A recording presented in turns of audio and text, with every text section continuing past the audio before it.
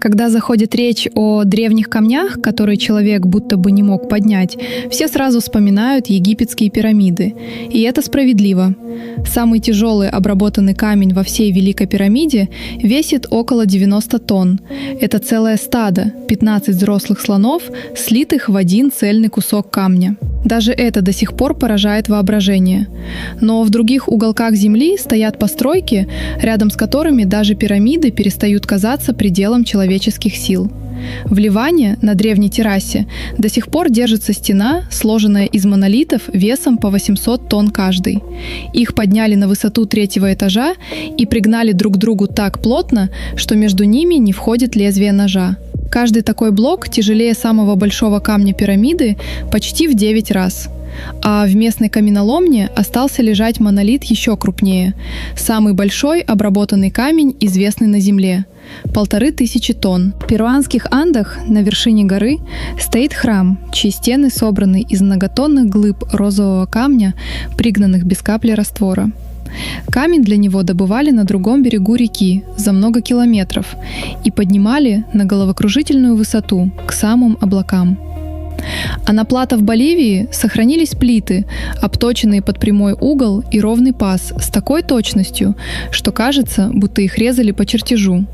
Только резать было нечем, сам камень тверже той бронзы, которой по нему якобы работали. 3 места, 3 народа, 3 эпохи, между которыми лежат тысячи лет, и всюду одно и то же.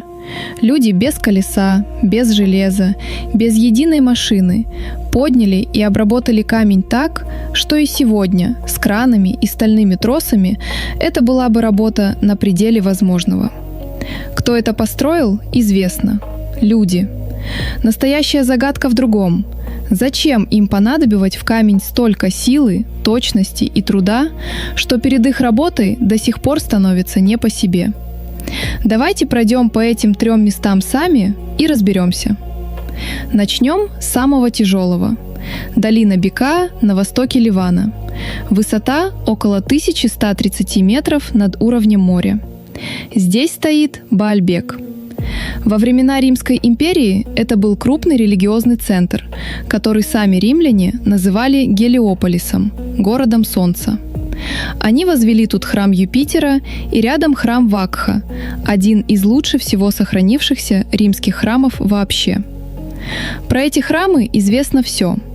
Странность прячется ниже, под ними. Храмы поставлены на террасу. И в подпорной стене этой террасы на высоте примерно 7 метров над землей лежат 3 известняковых блока, которые называют трилитоном. 3 камня. Каждый длиной около 21 метра, высотой 5, шириной 4. Вес каждого примерно 800 тонн. Не всех 3 вместе, а каждого поодиночке. И лежат они не в основании, куда их было бы проще закатить, а подняты на высоту 3-го этажа, туда, где их вообще не было нужды поднимать, если бы не желание удивить. Встаньте под этой стеной и задерите голову. 3 этажа сплошного камня над вами, и каждый в этом ряду тяжелее груженного железнодорожного состава. Не кладка из множества кирпичей, а один цельный кусок известняка длиной с теннисный корт. Проведите рукой по шву между блоками. Камень теплый от солнца, шершавый на ощупь, обычный на вид известняк, каким его находят в любом карьере. Глядя на эту стену снизу, понять, как ее сложили, невозможно в принципе. И это не единственный такой блок, их 3 в стык, в один ряд, будто так и надо. А тот самый рекордный монолит из карьера, о котором шла речь в начале, лежит в паре шагов от места, где вырубили эти 3. В длину он под 20 метров. Он не в храме и не на постаменте. Он так и лежит там, где его вырубили и оставили 2000 лет назад. Тут напрашивается спасительная мысль. Да это же просто скала. Лежала себе в грунте, кто сверху подтесал, вот и вся загадка. Никто ее никуда не двигал. Мысль здравая, ее и проверили первой. Не сходится. Заготовку в карьере вырубали из массива.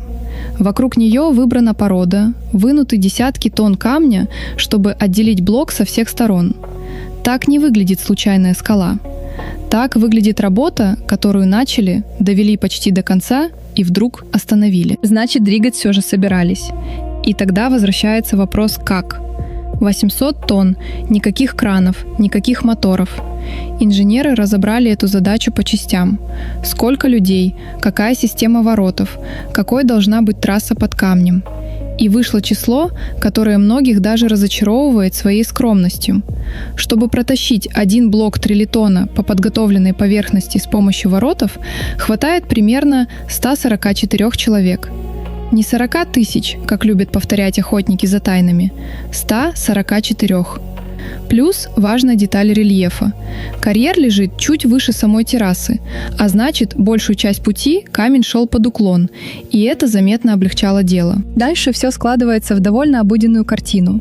Бригада размером с большой школьный двор. Толстые канаты, деревянные катки, которые подкладывают под передний край блока, а сзади выдергивают и бегом переносят вперед. Скрип, натяжение, короткие рывки по счету. Камень ползет по трассе медленнее, чем идет пешеход, но ползет. День за днем, метр за метром. За такой работой не стоит никакого потерянного знания. Стоят люди, простые бревна и очень-очень много времени. А если все равно кажется, что это фантастика, то ответ лежит прямо на самом камне, на том, что остался в карьере. Его бока исписаны работой. Борозды, выемки, площадки под рычаги. Будь это природная скала, ничего этого не было бы. Отметины читаются как страница. Здесь откалывали, здесь выравнивали, здесь готовили край, за который зацепят канат. Ни следа чужой технологии, только медь, камень, дерево и тысячи часов человеческой жизни. Так что первая половина нашего вопроса «могли ли люди в принципе?» ответ получает – могли. Но с ответом, как приходит вопрос, поинтереснее. Зачем? Для подпорной стены и правда нужны тяжелые камни. Это греки и римляне знали прекрасно.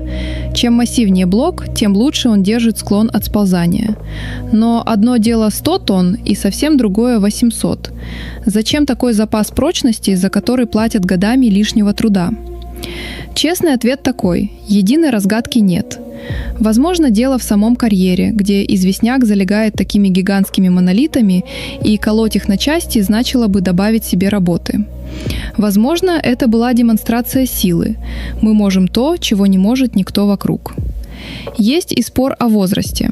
Большинство относит платформу к римскому времени, но часть исследователей не исключает, что нижние мегалитические ряды старше, а римляне лишь достроили сверху.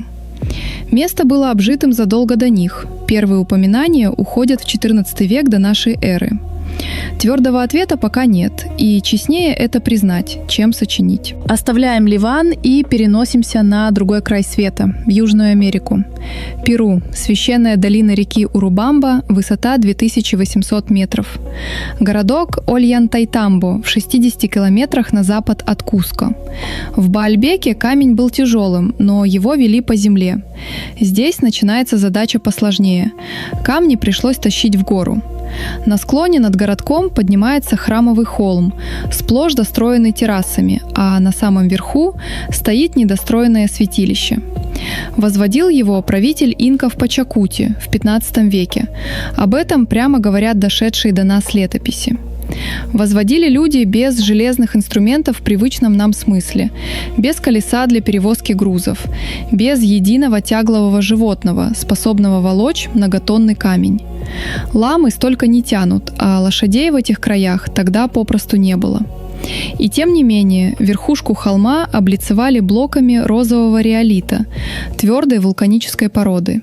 Каждый блок в десятки тонн. Откуда эти блоки взялись, стоит проследить отдельно, потому что вся головоломка спрятана именно в дороге. Карьер, где добывали реолит, называется Качиката.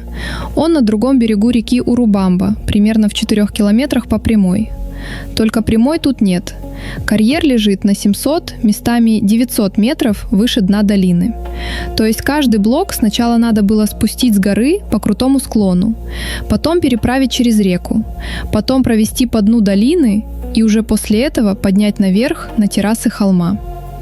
3 совершенно разные задачи в одном маршруте, и на любой из них многотонный камень можно потерять вместе с людьми, которые его ведут.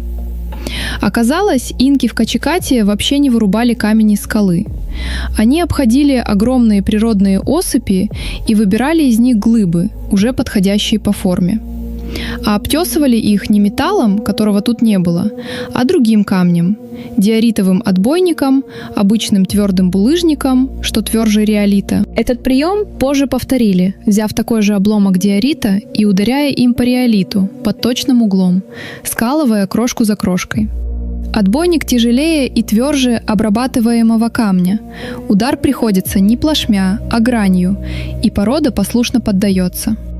Оказалось, что при верном угле и верном камне в руке твердую породу можно формовать вообще без металла. Медленно, муторно, зато без всякой загадки. Никакого утраченного инструмента для этого не нужно. Нужны терпение и навык. Теперь про те самые уставшие камни. Это не поэтичный образ. Это буквально блоки, брошенные по всей дороге от карьера до холма. Одни застряли внизу, у подножия спуска. Другие лежат у самой реки, на переправе.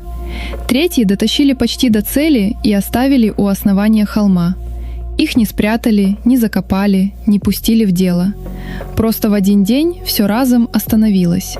И они замерли там, где их застала команда бросить. Храм наверху так и не достроили, и что именно оборвало работу, неизвестно. А уставшие камни никуда не делись.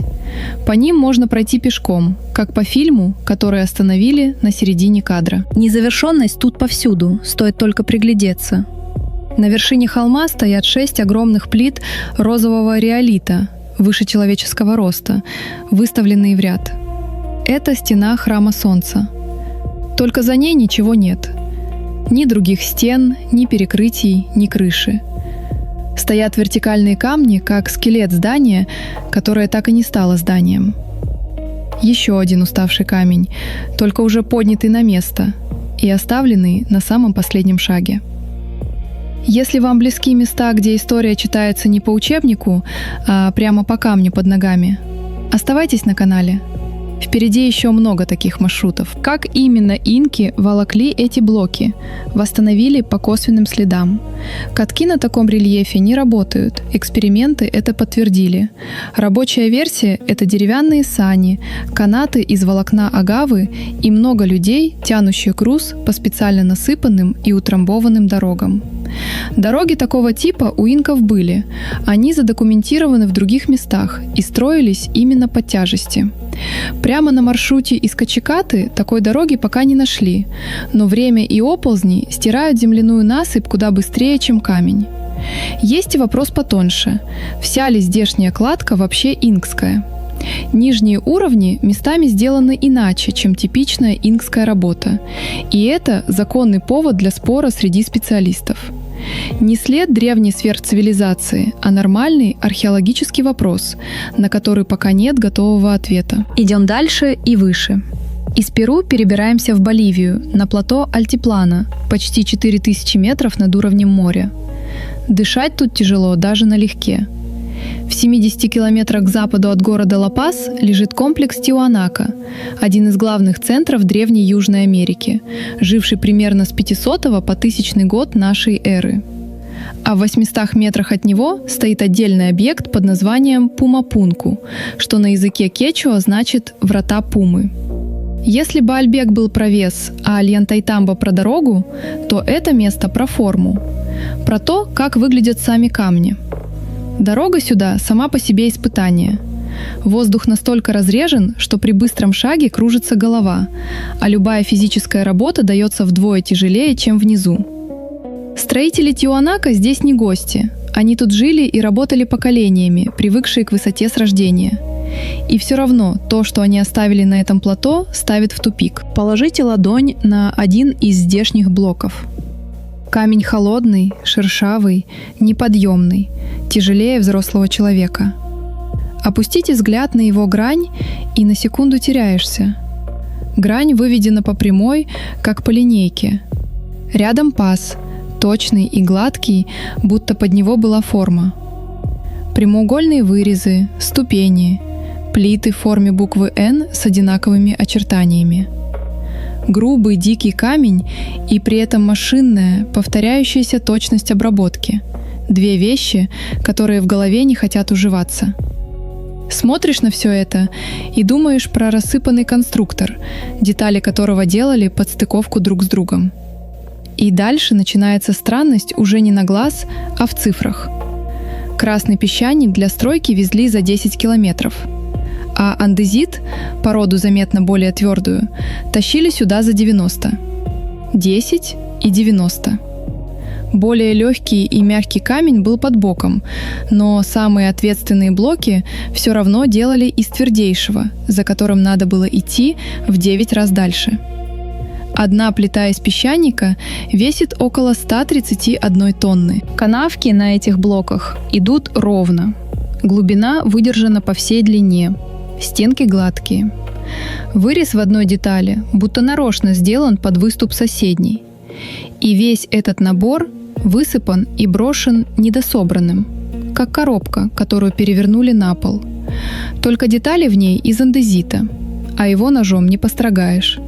Одна из самых твердых вулканических пород, что шли в дело у древних мастеров. От этой точности и начинается уже настоящий спор, не выдуманный, а научный. Раз грани такие ровные, а формы такие повторяемые, может, эти блоки не вырезали, а отливали? То есть андезит был не природным камнем, а подобием древнего геополимера, искусственной массы, застывшей в форме. Звучит красиво и объясняет разом все: и точность, и одинаковость. Логика сторонников понятна. Только вот, когда камень изучают близко, под увеличением, порода выдает признаки природного происхождения, а не застывшего раствора. И еще одна деталь работает против версии литья. Если бы блоки отливали в формы, рядом остались бы сами формы, следы опалубки, бракованные отливки. Ничего этого не нашли. Спор все равно не утих, но пока версия о литье не набрала доказательств, чтобы вытеснить простое объяснение. Хоронить ее рано, принимать на веру тоже. Но сам факт, что вопрос обсуждают всерьез, а не отмахиваются, уже говорит, до какой степени эта точность выбивается из привычной картины. Вспомните, где мы стоим. Почти 4000 метров над морем, разреженный воздух. И сквозь этот воздух, через горы, надо было протащить андезитовые блоки за 90 километров. Часть пути, возможно, шла по воде. Рядом озеро Титикака, и версия с плотами вдоль берега выглядит рабочей. Груз в несколько десятков тонн на плоту по горному озеру – это отдельная инженерная дерзость. А следов самих плотов не осталось. Дерево на такой высоте и сливает без остатка. От берега же до плато груз все равно тянули по суше. А следов этой сухопутной дороги к Пумапунку до сих пор не нашли. Это, пожалуй, и есть самый честный итог всей боливийской истории. Официальная наука прямо говорит, культура Тиуанака умела обрабатывать камень бронзой и деревом на очень высоком уровне, а как именно доставляли сюда андезит, единой признанной версии нет. Не скрывают, просто пока не знают. 3 места пройдены. Так, к какому из двух ответов нас привел камень? Вспомните развилку из начала. Либо это сделали люди, либо не люди. За всю дорогу нам ни разу не понадобилась чужая сила со стороны. Понадобились карьер, вороты, диоритовый отбойник, канаты и загавы, насыпные дороги, плоты и очень много рабочих рук. Все, что казалось невозможным, при ближайшем рассмотрении оказалось трудным. А трудное и невозможное – это разные вещи. Первый ответ можно смело вычеркнуть. Это сделали люди. Но вычеркнув все нечеловеческое, мы получаем вопрос поинтереснее. Потому что во всех 3 местах бросается в глаза одно. Размах явно больше, чем требовала задача. Бальбекская стена держала бы склон и на блоках по 100 тонн. 800 не были обязательны. В Ольянтайтамбо реолит можно было брать ближе, не таща его через реку и гору. В Пумапунку постройки стояли бы и с более простыми по форме камнями. Везде люди сделали больше необходимого, сложнее необходимого, тяжелее необходимого. Этот избыток и есть настоящая загадка. Не техническая, а человеческая. Потому что камень в этих местах был не только строительным материалом, он был языком власти. Когда правитель инков заставлял сотни людей волочь 10-тонную глыбу через реку и поднимать ее на холм, видный со всей долины, он решал не строительную задачу. Он показывал всем вокруг, соседям, соперникам, собственному народу, что способен подчинить и сдвинуть то, что сдвинуть невозможно. Тоже читается в Баальбекской стене и в плитах Тиуанако. 800 тонн на высоте 7 метров – это не про инженерию. Это сообщение. Смотрите, чье это государство и на что оно способно. И у этой логики была своя экономика, о которой редко вспоминают. В обществах вроде инкского работала мита – трудовая повинность в пользу государства. Люди были обязаны часть времени строить, пахать, таскать. Не рабство в римском смысле, но и не свободный наем. А значит, стоимость гигантской стройки считалась не в деньгах, а в людях, которых у государства хватало и которых можно было направить куда угодно. С этой точки зрения, тысячетонный блок перестает быть безумием. Он становится ровно тем, чем и должен быть правитель в глазах подданных. Тем, кто в буквальном смысле двигает горы. В Тиуанако, судя по размаху построек, было устроено нечто похожее. Без организованного и распределенного труда такое просто не поднять. Все 3 места пережили тех, кто их строил. Народы, что вырубали и поднимали эти камни, ушли. Одни растворились в веках, другие оставили после себя только руины и молчание. Ушли их правители, их вера, их язык, их войны. А камень остался. Он оказался долговечнее всего остального, что эти люди создали. И потому мы теперь стоим перед ним и пытаемся по нему прочитать тех, кого давно нет. Вернемся к тому камню, с которого начали. Он все еще лежит в Ливанском карьере. 1500 тонн. Вырезан, обтесан, готов в путь и брошен. 20 веков его не поддел никто. О чужой руке со стороны мы больше не думаем, с этим разобрались. Остается вопрос, на который честного ответа пока нет ни у кого. Как тащили самые тяжелые из этих камней? И почему самый большой так и не сдвинули? Может, надорвались на замахе? Может, сменилась власть? Может, поняли, что замахнулись выше собственного предела? Люди, которые его вырубали, ответ знали. Мы этот ответ не унаследовали, и теперь собираем его обратно по крохам, по числам, по бороздам на камне, по брошенным вдоль дороги блокам. Камень так и лежит в карьере, недоделанный, с площадками под рычаги, которые никто уже не подведет, и молчит об этом 3 000 лет.